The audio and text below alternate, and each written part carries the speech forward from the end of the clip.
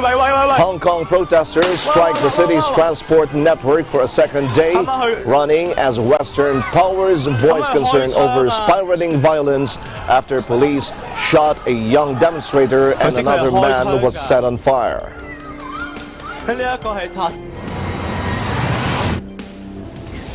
Dozens of fires fanned by strong winds, scorching temperatures and tinder-dry bushland burn out of control in eastern Australia as residents up down the coast were warned it was too late to leave. And Japan's Hayabusa 2 probe will leave orbit around a distant asteroid and head for Earth on Wednesday after an unprecedented mission carrying samples that could shed light on the origins of the solar system.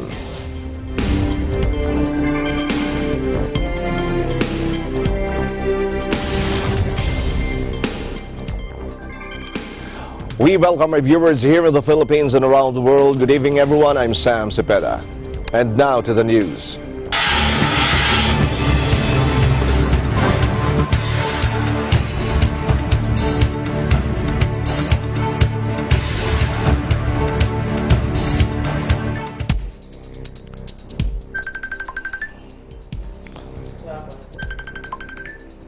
At least 6 soldiers were killed and 20 others were wounded when the New People's Army or NPA detonated 6 explosives late Monday afternoon and fought with government troops or troopers in a remote Pinanagan village in Borongan City, eastern Samar. The 3 platoons of soldiers from the Philippine Army's 14th Infantry Battalion suffered heavy casualties after the simultaneous explosions followed by a 30-minute gun battle with 50 NPA fighters around 5 p.m. on Monday, according to initial reports reaching the Philippine National Police regional office here. Pinanagan village is about 22 kilometers upland from the Borongan city. The site is very remote with an air distance of 12 kilometers from upland Canluterio village, the nearest village or nearest point of accessible to vehicles. The military is still conducting clearing and retrieval operations as of Tuesday morning. The military has repeatedly condemned the NPA for using landmines in their attacks, showing disrespect to basic human rights. The terrorist attack also disregards the comprehensive agreement on respect for human rights and international humanitarian law. The NPA, the armed wing of the Communist Party of the Philippines, is listed as a terrorist organization by the United States, the European Union, the United Kingdom, Australia, Canada, New Zealand, and the Philippines.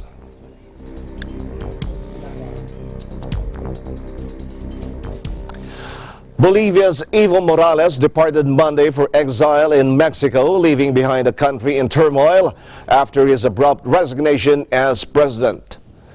As the nation suddenly found itself without a leader, the military agreed to help police take back streets lost to violence from disgruntled supporters of Bolivia's first indigenous president. It pains me to leave the country for political reasons, but I will always be watching. I will be back soon with more strength and energy, Morales tweeted. The senator set to succeed Morales as interim president, Janine Áñez, pledged to call fresh elections to end the political crisis. Bolivia appeared increasingly rudderless after dozens of officials and ministers resigned along with Morales, some seeking refuge in foreign embassies. Morales left the country on a military plane sent for him by Mexico, which granted him political asylum for his safety. Mexican Foreign Minister Marcelo Ebrard confirmed Morales was on the plane. Several of Morales' ministers and top officials resigned after his announcement, including many who sought refuge at the Mexican embassy, raising the question of who was in charge, given that Vice President Alvaro Garcia Linera had also quit. Under the Constitution, Power then passes to the President of the Senate and the Speaker of the lower house of Congress in that order, but they have resigned too. Morales, a former coca farmer who was Bolivia's first indigenous president, said his opposition rivals Mesa and Luis Fernando Camacho will go down in history as racists and coup plotters. U.S. President Donald Trump hailed Morales' resignation as a significant moment for democracy in the Western Hemisphere and praised the role of the country's military.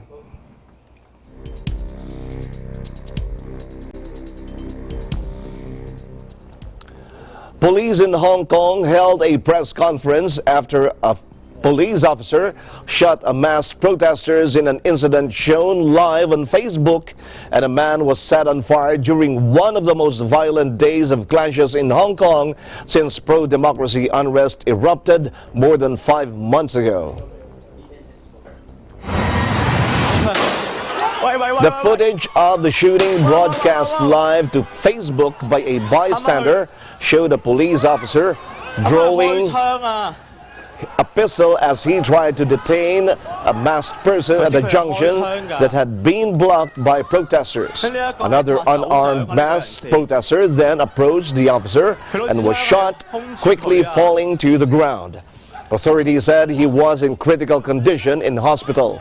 Police chiefs defended the officer drawing his weapon and firing as a legitimate use of force given his fears for his safety.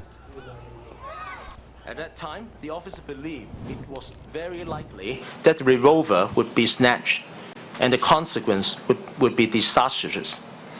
Death and casualties would have resulted. In the whole incident, the officer fired 3 shots, including one that hit that man. Later, one officer drove his motorbike to approach the site to render assistance in an attempt to separate rioters and the police officers. During the process, the officer was attacked with hammer. We understand that this is a serious matter. We accord high priority to this case.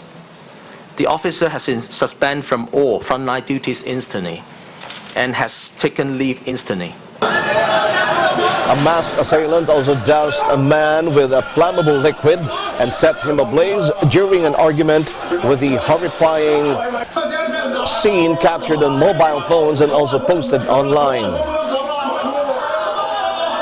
Police said a protester carried out that attack and accused black-clad rioters of an array of other violent acts, including throwing a petrol bomb inside a train carriage.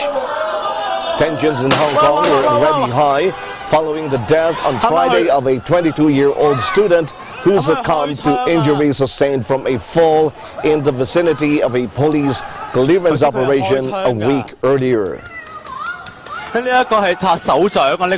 Since last Monday, police have arrested in total 266 people, consisting of 212 males and 54 females, aged between 11 and 74 years old. Their offences including unlawful assembly, possession of offensive weapons, criminal damage, etc. I do not agree that our officers is out of control in our use of force, but of course we are under great pressure, and our officer also encounter difficult times doing our operations.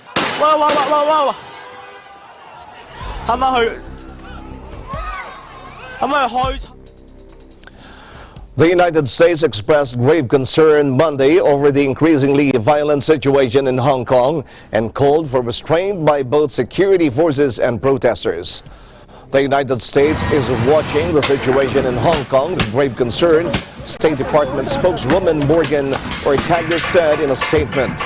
We condemn violence on all sides, extend our sympathies to victims of violence regardless of their political inclinations, and call for all parties, police and protesters to exercise restraint, Ortagus said. Hong Kong has endured 24 straight weeks of increasingly violent rallies aimed at securing greater democratic freedoms from China, which has ruled the city under a one country, two systems framework since its handover from the British in 1997. The protesters are desperate to stop what they see as Beijing's tightening control over Hong Kong and reneging on its handover commitment to allow greater liberties for the city than those on the mainland.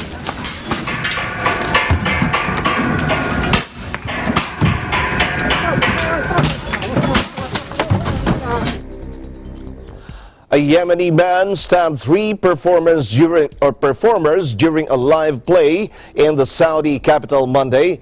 Police said in the first such attack since the ultra-conservative kingdom began easing decades-old restrictions on entertainment.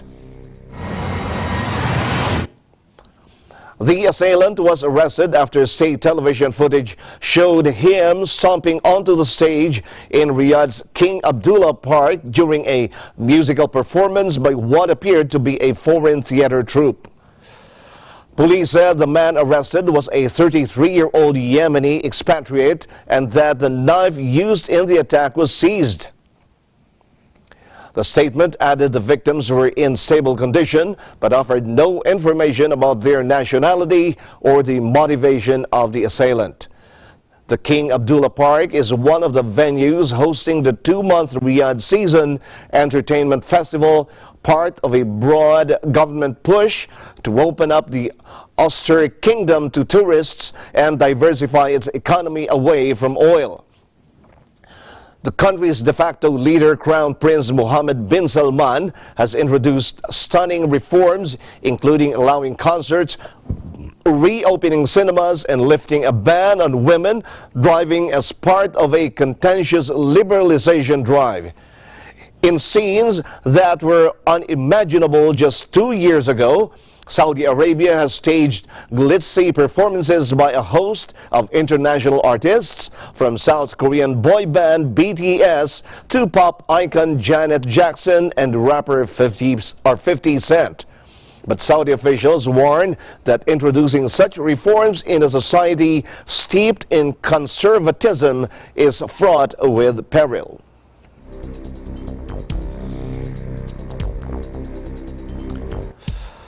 More than 50 people, mostly children, were injured by a man who broke into a kindergarten in southwest China and sprayed them with corrosive liquid, local authorities said Tuesday. The suspect, a 23-year-old surnamed Kong, entered the kindergarten by climbing a wall before spraying victims with sodium hydroxide, said local authorities in Taiyuan City, Yunnan Province. The attack took place on Monday at 3:35 p.m., authorities said on their Twitter-like Weibo account. Some 51 children and 3 teachers were admitted to hospital for treatment, 2 with severe symptoms. Police arrested Kong less than an hour after the attack.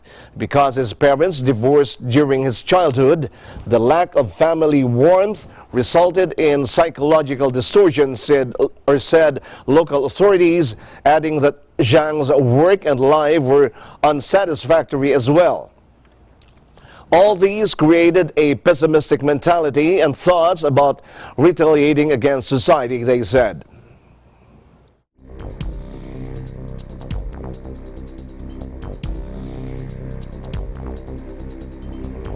After a 5.4 magnitude earthquake rocked France's southeast, the Creuse nuclear power plant in the Drôme region was temporarily shut down. EDF, a French electric utility company, assures the public that there have been no consequences neither on the production nor on the safety of the nuclear energy sites. An unusually strong earthquake hit southeastern France on Monday, injuring 4 people, one of them seriously, authorities said. A physicist at a geophysics institute, the IPGP, said that quakes of this strength are rare in that region, but warned of possible aftershocks and said people should leave fragile buildings. The quake, with a magnitude of 5.4, was felt in a vast area between the cities of Lyon and Montélimar, which are about 150 kilometers or 93 miles apart, the National Seismological Office said. One person was seriously hurt when some scaffolding collapsed, the regional prefect's office said. 3 other people in the neighboring Ardèche region were slightly injured. Quakes in this region are rarely higher than magnitude 5, said Mustafa Megrawi of the IPGP's office in Strasbourg.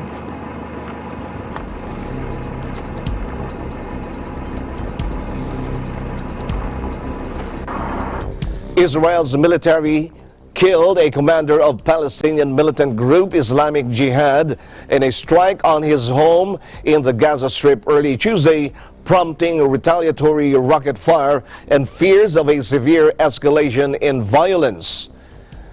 Islamic Jihad's armed wing announced the death of the commander in Gaza City after Israel confirmed it had targeted Baha Abu al-Atta, 42, in a strike. The group said Atta's wife was also killed. Israel blamed Atta for recent rocket fire into its territory and said he was preparing further attacks. The strike led to substantial rocket fire from the Gaza Strip towards Israel, and air raid sirens rang out in parts of the country, Israel's military said, but it was unclear if it resulted in casualties or damage. Israel said Atta was behind rocket fire towards a music festival in the Israeli city of Sderot in August, as well as further rocket attacks at the start of November. It has also blamed him for being behind sniper fire and drone launchings. Atta is responsible for most of the terror attacks in the last year from the Gaza Strip, the army said, describing him as a ticking bomb. It alleged he was promoting preparations to commit immediate terror attacks in various ways towards Israeli civilians and troops during the recent few days. The strike raised the possibility of a severe escalation between Israel and the Palestinian militants in Gaza, which is ruled by Islamist movement Hamas. 3 wars have been fought between them since 2008.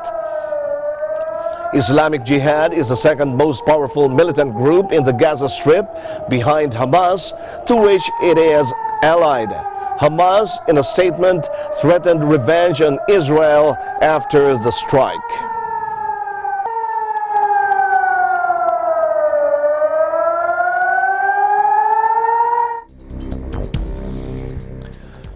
Turkey deported 3 foreign jihadists on Monday, with more than 20 Europeans, including French and Germans, in the process of being expelled to their countries of origin. Turkey has criticized Western countries for refusing to repatriate their citizens who left to join the Islamic State group, or ISIS, in Syria and Iraq, and stripping some of them of their citizenship.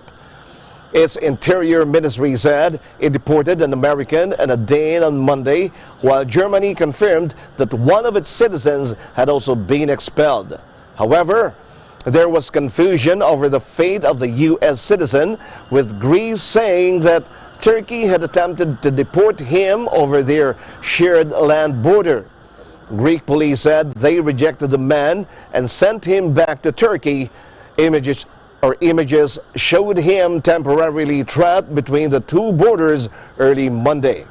A State Department official said that U.S. authorities are aware of reports of the detainment of a U.S. citizen by Turkish authorities, but could not comment further because of privacy rules. Turkey said 7 more Germans would be deported on Thursday, while 11 French citizens, 2 Irish, and at least 2 additional Germans were also being processed. Danish authorities said their citizen was arrested upon arrival in Copenhagen on Monday, adding that he had previously been sentenced to 4 years in prison in Turkey.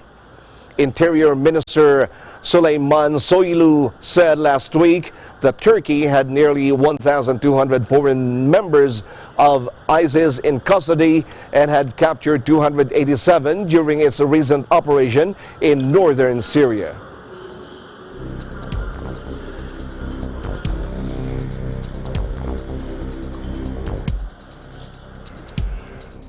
Japan's Hayabusa 2 probe will leave its orbit around a distant asteroid and head for Earth on Wednesday after an unprecedented mission carrying samples that could shed light on the origins of the solar system.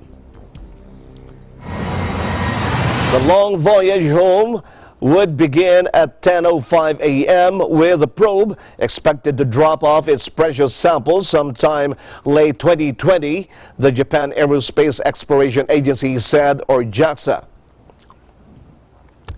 We expect Hayabusa 2 will provide new scientific knowledge to us, project manager Yuichi Tsuda told reporters. The probe will bring back to Earth carbon and organic matter that will provide data as to how the matter is scattered around the solar system, why it exists on the asteroid, and how it is related to Earth, added Tsuda. The mission took the fridge-sized probe some 300 million kilometers, or that's 186 million miles from Earth, where it explored the asteroid Ryugu, whose name means Dragon Palace in Japanese, a reference to a castle at the bottom of the ocean in an ancient fable.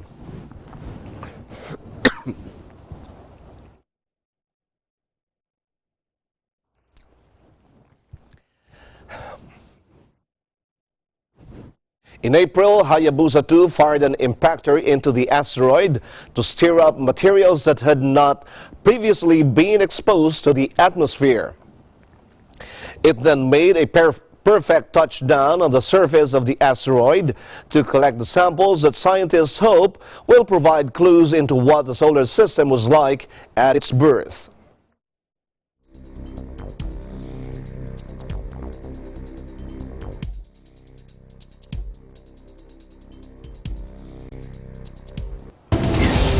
Eagle News International will be right back. Stay tuned.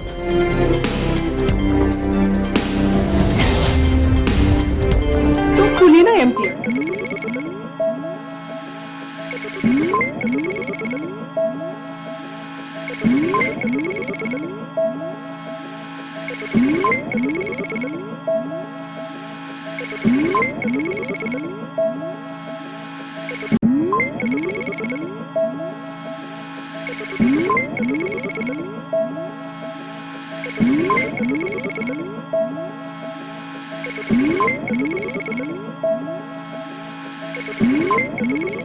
Digital disruption, globalization, startups, micro, small and medium enterprises, as well as large corporations all face interesting challenges in the market today. Peek into the world of exciting opportunities and partnerships to drive growth with the latest business news and information.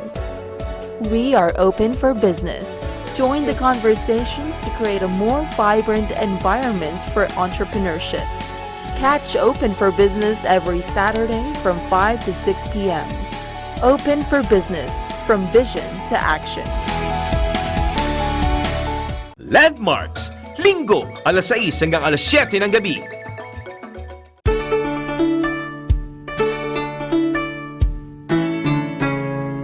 There are vulnerabilities for women and children, which we really want to look after because they're such an equal component of society. ASEAN's Commission on the Promotion and Protection of the Rights of Women and Children, active in all 10 member states, works to see women are treated equally and children everywhere are protected.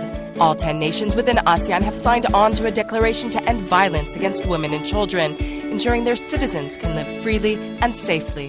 It sets the benchmark of what can be done and should be done. Hopefully we can create a society that is better for women and for children and for families pretty much all over ASEAN. And by focusing energy on education, ASEAN provides a brighter future filled with opportunities for our children, and that benefits all of us.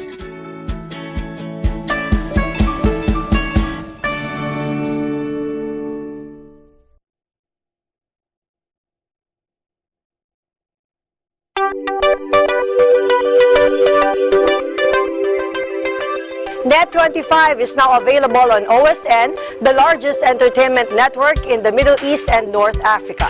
Watch your favorite Net25 shows on OSN Channel 725 same day as the Philippines, Net25 shows live and on demand anytime, anywhere. on any mobile device on OSN Play.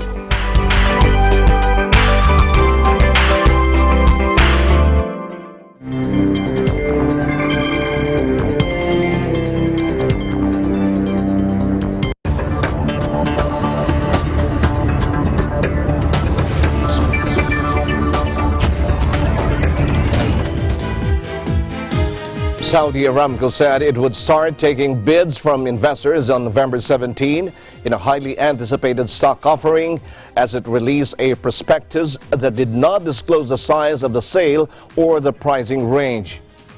The 658-page document said the final share price would be determined on December 5, a day after subscriptions closed in what is expected to be the world's biggest initial public offering. After years of delays and false starts, Aramco officials last week announced a share sale on the Riyadh stock market for the world's most profitable company, which pumps 10% of global oil supply.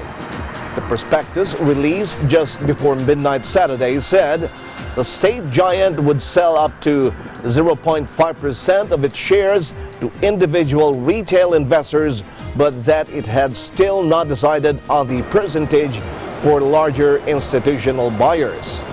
Saudi investors appear keen on the prospect of owning a piece of the company, seen as the kingdom's economic crown jewel, despite concerns over the future of oil and the firm's valuation and governance. The company said it had hired a host of international banking giants, including Citibank, Credit Suisse, and HSBC as financial advisors and book runners. In its push for transparency, the secretive company's prospectus also highlighted risks, including the potential for terrorist attacks and the possibility of antitrust legislation.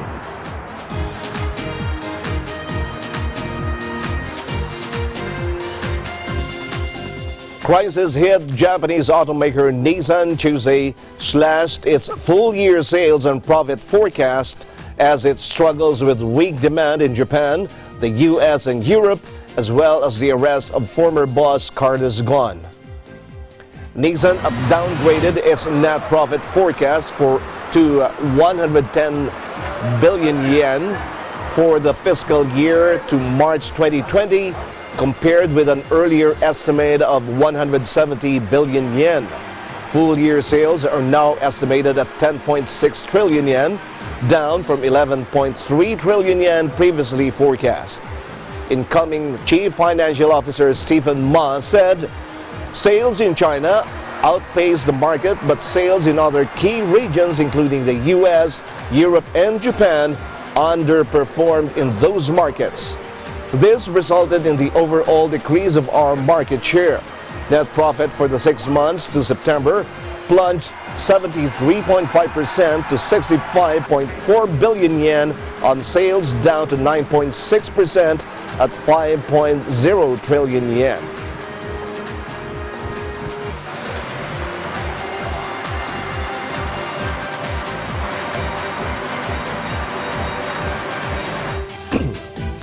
With more than 1 billion slaughtered in 2018, Poland has become the leading European chicken producer and exporter in just 10 years, overtaking its European competition. But profitability at all costs is alarming animal rights advocates. Here's more. These chicks may have only just hatched, but their days are already numbered, 42 to be exact. During their 6-week life cycle, their weight will increase at an astonishing rate, from just a few grams to nearly 3 kilos. Poland is Europe's leading poultry exporter. Last year, the country reared, slaughtered, and distributed more than 1 billion chickens. That's 10 times as many as a decade ago. Our poultry doesn't just go to Europe, it also goes to the African and Asian markets, which makes Poland one of the world's market leaders. On this farm in the north of Warsaw, 12 poultry houses are each home to 54,000 animals, meaning there are 23 chickens per square meter. Everything is automated, from the temperature of the hen house to the distribution of food and water. Each year, the farm goes through 6 chicken life cycles, an alarming rate for animal activists. Imagine a 5-year-old child weighing 150 kilos. It's not natural. These chickens don't grow into healthy animals, they're sick. And what's of great concern to consumers is the current use of antibiotics on farms. There's a government report that shows inspections in poultry houses are a fictional occurrence. Animal advocacy group Open Cages run a campaign entitled Franken Chicken, referring to Frankenstein's monster. Farmers acknowledge the use of antibiotics, but argue their use is carefully monitored and not systematic. However, with such high numbers of chickens in such a small area, it's impossible to monitor the health of each animal. The vet comes every day. Sometimes there are 2 of them. They walk around the poultry houses and observe the behavior and physical well-being of the chicks.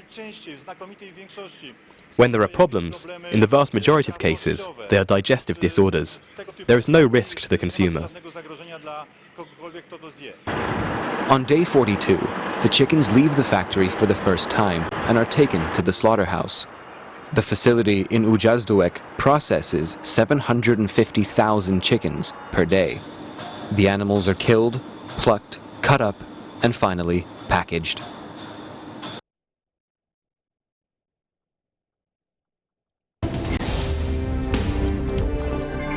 We'll be back with more news right after this break.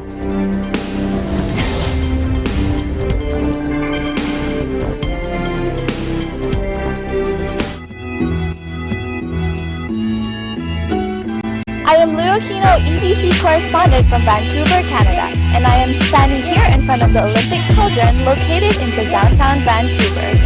Did you know that the 2010 Winter Olympic was hosted in Vancouver? Make sure to tune in to Digital Nest every Tuesday and Thursday at 7:30 p.m. I am Leo Aquino, and I'm 1 for 25.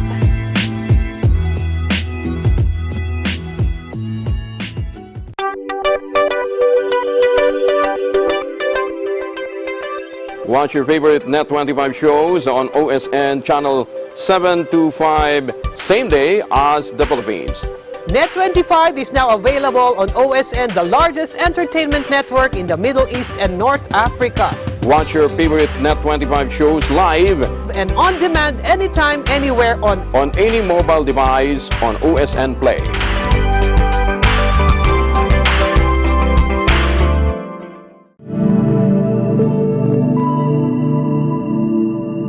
High-quality time-lapse images capture a starry sky that is said to be Japan's most beautiful.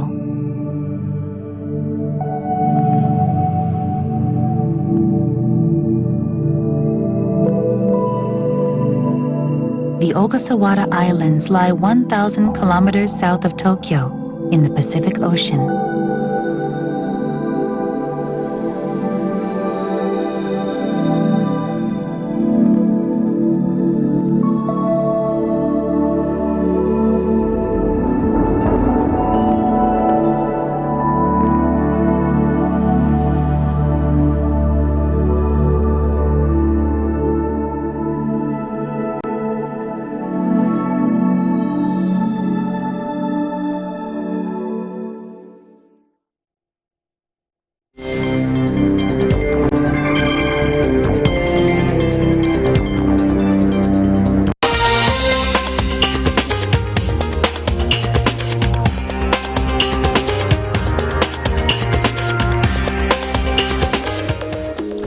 The breathtaking reds, yellows, and purples of the Mesoamerican reef have been turning sickly white, leading researchers on a desperate hunt to understand and fight the mysterious disease killing the Caribbean's corals.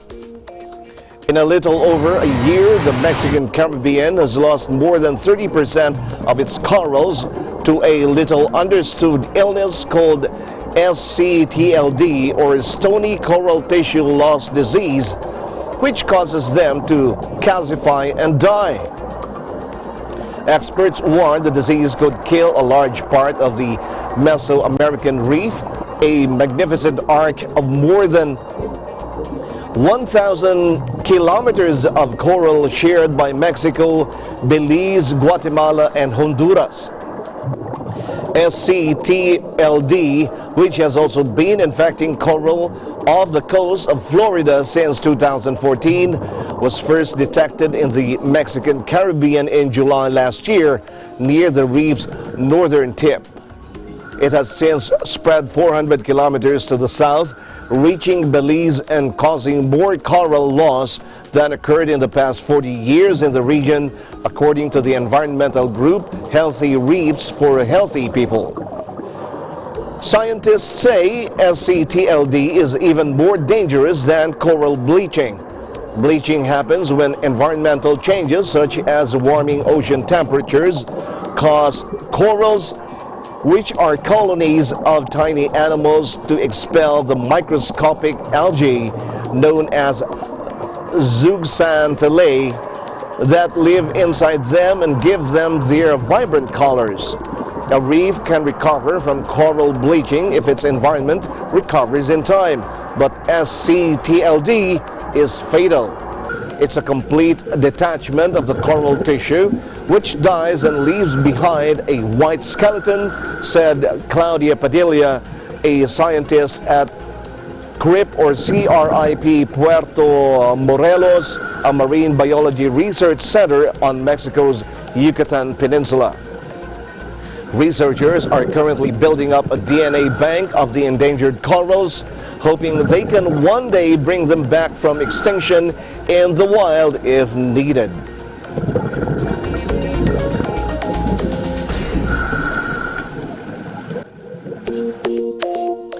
Bushfires reached within kilometers of Sydney's city centre Tuesday, prompting firefighting planes to spray red retardant over trees and houses in a northern suburb. Authorities said they had one fire in the suburbs of Sydney, Australia's biggest city, under control, though another one was out of control. Aerial footage showed flames burning through a eucalypt forest in Turramurra on Sydney's North Shore, around 15 kilometers from the center of the city. Firefighters were deployed in the area to protect houses. There were no immediate reports of properties in the area being burnt. And the fires are just rife. They're absolutely everywhere, as everybody knows, but we just thought, well, they didn't ask us to get out, but we figured it was coming. And today is going to be catastrophic, as everybody has said a million times. So we just thought the better of it and moved on. Well, I've seen the fires up there jump roads, and that's just, I mean, that's even more than catastrophic, because watching them, and there's naught you can do. And all these fireys and everybody just working so hard. Can't thank, the word thank you is not enough. I don't know what the word is we all want to say, but it's just not enough. Under this one then? This one was shocking. This one was shocking. Extreme, frightening. Backburn operation where the fire did pass through the other night here. There's unburnt pockets of land, so we've actually taken that out to burn that out so it doesn't pose a threat in the next couple of days. In support with the air wing, they're also helping us get a wet line on the edge, and the firefighters are working around mopping up at the moment, so it's much safer in the next couple of days, and it won't be an area where we'll have to be so much worried about. And they fought it, and then the helicopters all came and doused it all with water and saved it all. You can rebuild a house, but you can't build your life, create your life again. So we're lucky. Poor devil's been killed, and house is gone.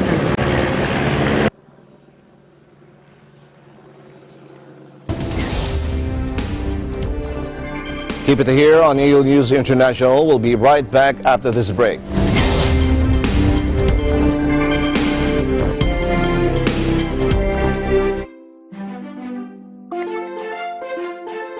Here we are in New Westminster, British Columbia, with what the Guinness World Record has honored as the world's tallest tin soldier. Tune in to Digital Nest every Tuesday and Thursday at 7:30 only on Net25. My name is Archie Roasted TV Dad, your EBC correspondent, and I'm one with 25.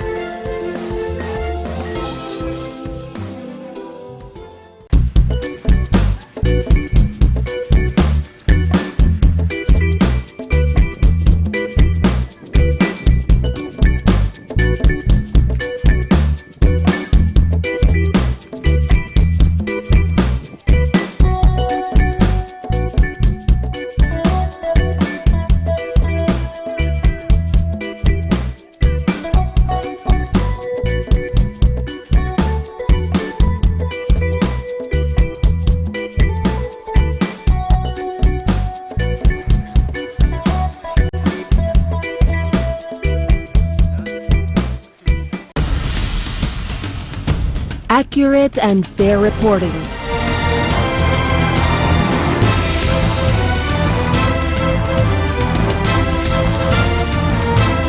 Not only from Batanes to Tawi-Tawi, but also abroad. Detailed and timely stories relevant to people all over the world. Catch all of these at Net25. Your reliable source of news, entertainment, and technology updates.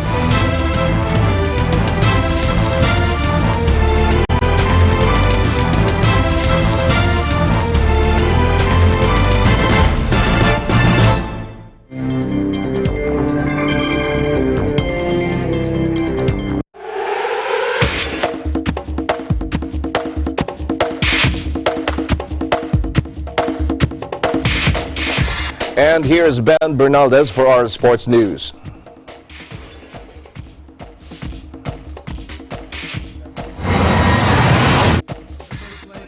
U.S. President Donald Trump welcomed the Washington Nationals to the White House on Monday, saying their improbable World Series title and impeachment was all anybody wanted to talk about in the nation's capital.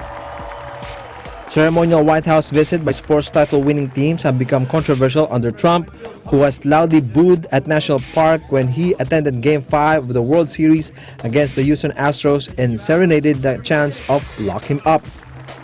Several teams have declined to make White House visits or have not been invited, including the NBA's Golden State Warriors, the NFL Super Bowl champion Philadelphia Eagles, and the U.S. Women's World Cup winning team. Most of the Nationals title-winning squad attended Monday's event, with the notable exceptions of star third baseman Anthony Brendan, reliever Sean Doolittle, and a handful of others. There was no immediate explanation for Rendon's absence, but Doolittle had announced ahead of time that he would boycott the ceremony.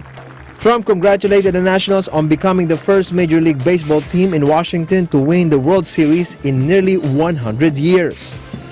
He said they had captured the hearts of baseball fans across the country and reminded us why baseball is truly America's pastime. Trump called several players up to the podium to say a few words and hugged catcher Kurt Suzuki when he made his brief remarks wearing a red Make America Great Again hat. First baseman Ryan Zimmerman, the only player who has been with the franchise since it came to Washington in 2005 from Montreal, presented the 45 president with a Nationals jersey with his name and the number 45 on the back. Trump did not mention Rendon or Doolittle or any of the other half-dozen absent players during his remarks recounting the team's exploits. The Nationals rallied to defeat Houston 6-2 on Wednesday to win the World Series crown by 4-3. After a horrible 1931 start to the season, at one point oddsmaker gave them a 0.01% chance to win the title. And in the NBA, Golden State Warriors All-Star guard Stephen Curry said Monday he expects to return from a broken left hand before the conclusion of the NBA season, but not before late March. The 31-year-old veteran three-point sharpshooter in his 11th NBA season is set to miss the most games of any campaign in his career with his worst injury setback. Spring begins March 20th next year, the same day the Warriors visit Detroit and the day before they play at New York. In all, Golden State will play 13 regular season games after spring begins. The Warriors, who seek their 8th consecutive season in the playoffs, and New York share the NBA's worst record so far this season at 2-8. Curry, a 3-time NBA champion and 2-time NBA Most Valuable Player, suffered the injury 2 weeks ago when driving to the basket against Phoenix and colliding with the Suns' Aaron Baines, who was trying to get a charging call. Baines fell on Curry's left hand and he needed surgery to repair his second metacarpal point finger. The Warriors moved from nearby Oakland into a new $1 billion arena in San Francisco this season, but have struggled with injuries in the wake of losing their crown to Toronto in last June's NBA Finals. Curry says nerve damage remains tricky and an issue even as works to recover over the next 4 months. In the meantime, Curry must satisfy himself by advising younger players and watching from the sidelines and on television. And these are the stories for EN Sports. I'm Ben Bernaldez and I am 1 with 25.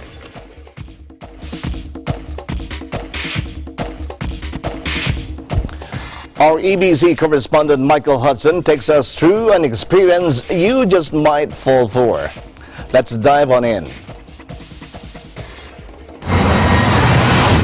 How you doing, everybody? Michael with Eagle Sports here. I'm here at Upolu Airport in beautiful Big Island, Hawaii. Today, I'm going to be going skydiving. I want to take you guys on a journey with me because this is my first time, and I want to show you how fun and exciting this extreme sport is. Let's go check it out.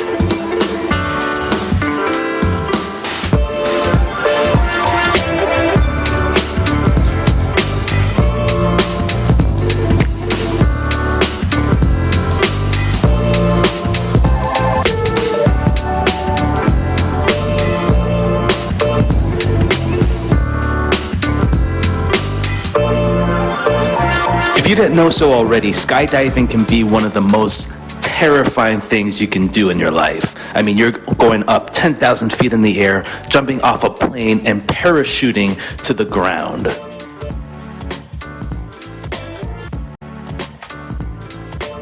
So I went to one of the skydiving firms on the island called BIG Skydiving.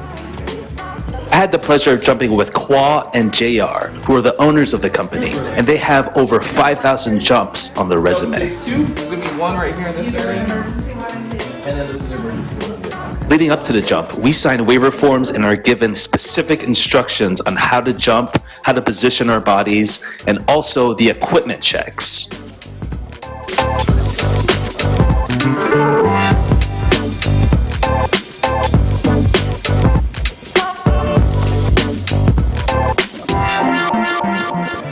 Hey guys, so I'm all strapped up, went through the class, and now we're about to go jump. Let's do it.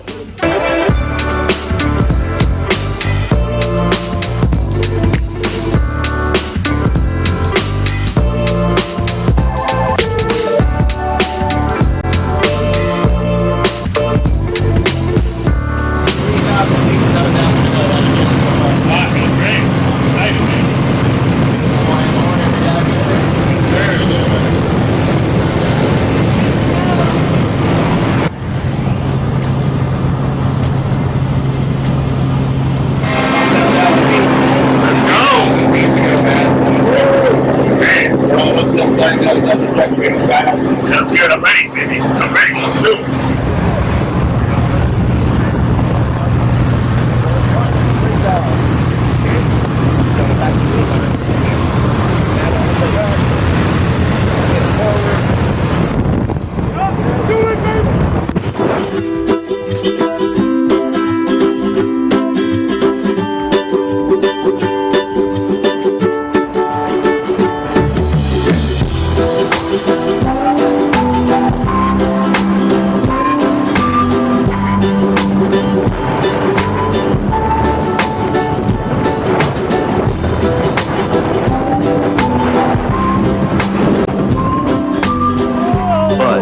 After skydiving for the first time, I was convinced that this activity is exhilarating, it's exciting, and it can be so much fun. I mean, you're up in the air peacefully, just looking around, beautiful sights around you, and it's something that you can never experience again.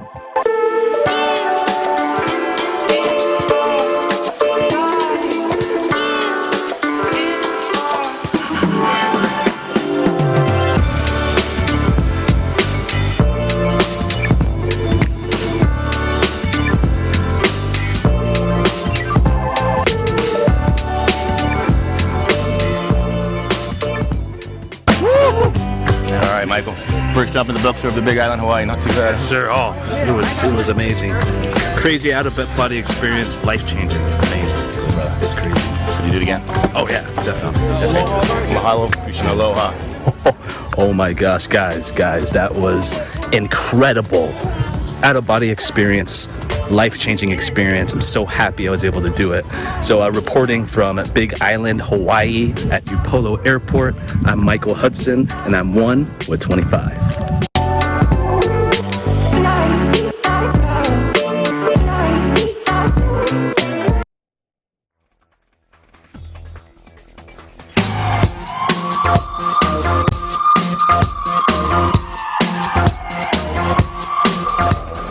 Thank you, Michael.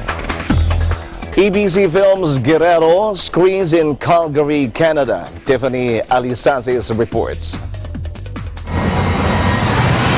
The EBC film production of Guerrero continues to delight audiences in North America.